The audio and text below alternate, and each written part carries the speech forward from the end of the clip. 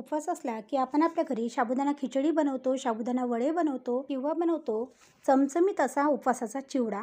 पण या उपवासाला जर तुम्हाला चिवडा खायचा नसेल, साबुदाणा खिचडी खायची नसेल किंवा वडे खाऊन जर आपल्याला कंटाळा आला असेल, तर या उपवासाला बनवा व्हेजिटेबल पुलाव. नमस्कार, मी प्रीती खंडार रेसिपीजमध्ये तुमचं अगदी मनापासून स्वागत करत आहे.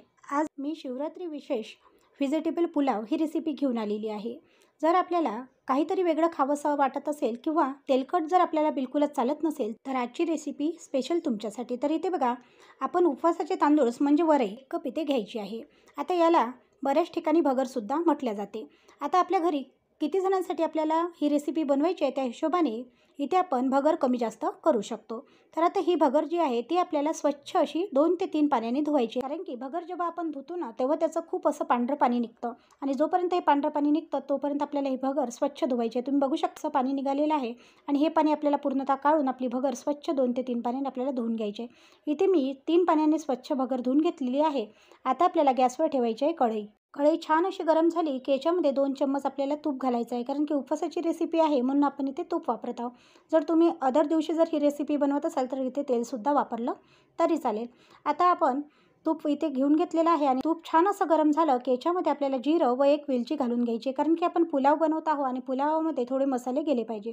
आता आपल्याला बाकी मसाले चालत नाही म्हणून आपण इथे वेलची व जिरे वापरलेले आहे.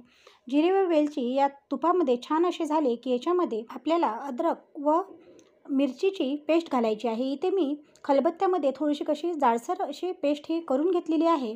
तुम्ही मिक्सरलासुद्धा फिरवून घेऊ शकता. आता हे पेस्ट याच्यामध्ये घातल्यानंतर आपल्याला परतून घ्यायचं आहे आणि नंतर आपल्याला शेंगदाणे याच्यामध्ये घालायचे आहे. शेंगदाणेसुद्धा छान असे तुपामध्ये होऊ द्यायचे आहे, जेणेकरून आपले जो पुलाव आहे त्या पुलावाला छान अशी चव येईल. आणि शेंगदाणे जेव्हा तुपामध्ये भाजल्या जाते किंवा तळल्या जाते तेव्हा त्याची चव आणखीनच वाढते. म्हणून इथे आपण शेंगदाणेसुद्धा छान असे तुपामध्ये होऊ दिलेले आहे. शेंगदाणे इथे झालेले आहे. आता आपल्याला अर्धा चम्मच इथे मीठ घालून घ्यायचं आहे. मीठ घातल्यानंतर सुद्धा आपल्याला याला अशा प्रकारे परतून घ्यायचं आहे. आज जो आपण व्हेजिटेबल पुलाव बनवत आहोत तो पुलाव खूप असा चवीला चविष्ट बनते. जेव्हा मी माझ्या घरी बनवला ना, तेव्हा माझ्या मुलांनाच नाही तर माझ्या घरच्या मोठ्या माणसांनासुद्धा हा पुलाव खूप आवडला. नक्की ट्राय करा. आता आपण ज्या भाज्या घेतलेल्या आहे याच्यामध्ये मी 1 आलू असा बारीक चिरून शिलून घेतलेला आहे, तसाच 1 गाजर घेतलेला आहे आणि टोमॅटो घेतलेला आहे. आता बघा, बऱ्याच ठिकाणी उपवासाला टोमॅटो चालतो आणि ज्या ठिकाणी टोमॅटो उपवासाला चालत नसेल तिथे तुम्ही त्याऐवजी काकडीसुद्धा वापरू शकता. आमच्याकडे टोमॅटो चालत नाही, पण मी ही रेसिपी टाकत आहे म्हणून टोमॅटो याच्यामध्ये मी दाखवत आहे. तर इथे मी टोमॅटो टाकून घेतलेला आहे आणि आता आपल्याला याला सगळ्याला परतून घ्यायचं आहे. परतून घेतल्यानंतर आता आपल्याला याच्यावर ठेवायचं आहे झाकण आणि 10 मिनटं आपल्याला मंद आचेवर ह्या ज्या भाज्या आहेत त्या छान अशा शिजू द्यायच्या आहे.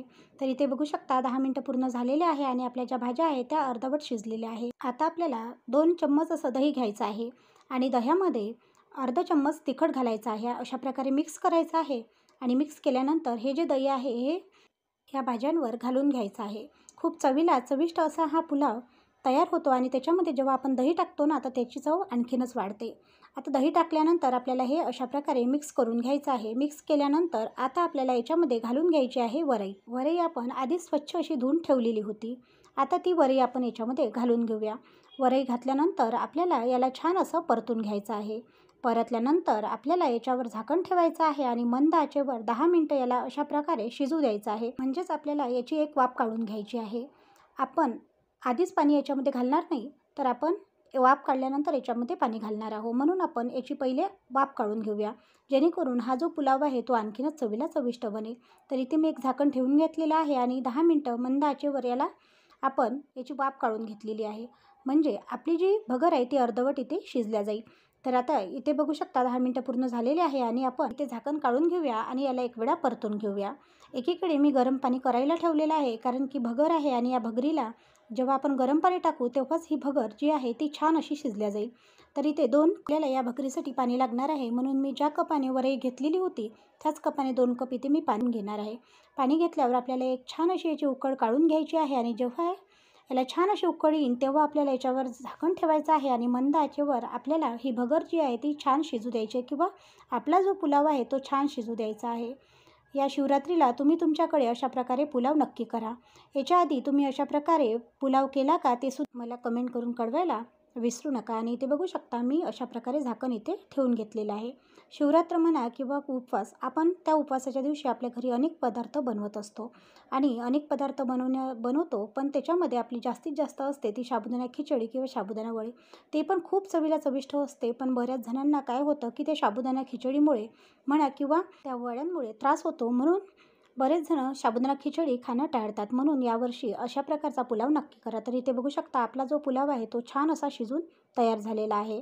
उकळी आल्यानंतर जेव्हा मी झाकण ठेवलं आणि शिजून घेतलं तेव्हा 10 मिनिटात हा पुलाव शिजून तयार झालेला आहे. आता इथे आपल्याला अशा प्रकारे परतून घ्यायचा आहे आणि त्याच्यामध्ये कोथिंबीर घालून घ्यायची आहे.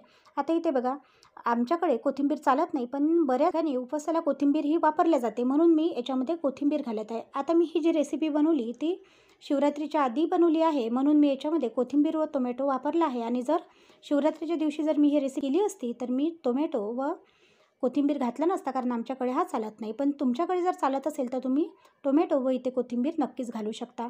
आता ज्यांच्याकडे कोथिंबीर चालत नाही ते इथे कढीपत्तासुद्धा वापरू शकते, कारण की कढीपत्तासुद्धा उपासाला चालतो. आता आपल्याला इथे एक प्लेट घ्यायची आहे आणि प्लेटमध्ये आपला जो पुलाव आहे तो घालून घ्यायचा आहे. आता तुम्ही बघू शकता या पुलावाला किती छान असा कलर आलेलाच आहे, पण कलरच नाही तर चवीला पण खूप असा चविष्ट असा हा पुलाव बनून तयार होतो. तुम्ही नक्की एकदा ट्राय करा. खूप चवीला चविष्ट अशी ही रेसिपी बनून तयार होते. पण ज्यांना साबुदाणा खिचडी चालत नाही किंवा ज्यांना बिलकुलच तेलकट चालत नाही त्यांच्यासाठी ही जी रेसिपी आहे ती खूपच फायदेशीर ठरणार आहे किंवा त्यांच्यासाठी खूप अशी उपयुक्त ही रेसिपी नक्कीच ठरणार आहे. म्हणून तुम्ही तुमच्याकडे या शिवरात्रीला अशा प्रकारे व्हेजिटेबल पुलाव नक्की करा. उपवासाचा हा व्हेजिटेबल पुलाव तुम्हाला कसा वाटला कमेंट करून कळवायला विसरू नका. आता आपण याच्यावर थोडं लिंबू पिळून घेऊया आणि छान चवीला चविष्ट असा सर्व करूया व्हेजिटेबल पुलाव. नक्की ट्राय करा. आजचा व्हिडिओ तुम्हाला कसा वाटला कमेंट करून कळवायला विसरू नका. व्हिडिओ आवडल्यास चॅनलला लाईक, शेअर व सबस्क्राईब करायला सुद्धा विसरू नका, कारण असेच नवनवीन व्हिडिओ मी तुमच्यासाठी घेऊन येणार. आणि आजची ही रेसिपी तुम्हाला थोडी जरी आवडली असेल किंवा थोडी जरी तुमच्या फायद्याची असेल तर तुम्ही हा व्हिडिओ जास्तीत जास्त शेअर करा आणि एक लाईक, एक सबस्क्राईब व एक कमेंट करायला विसरू नका. धन्यवाद.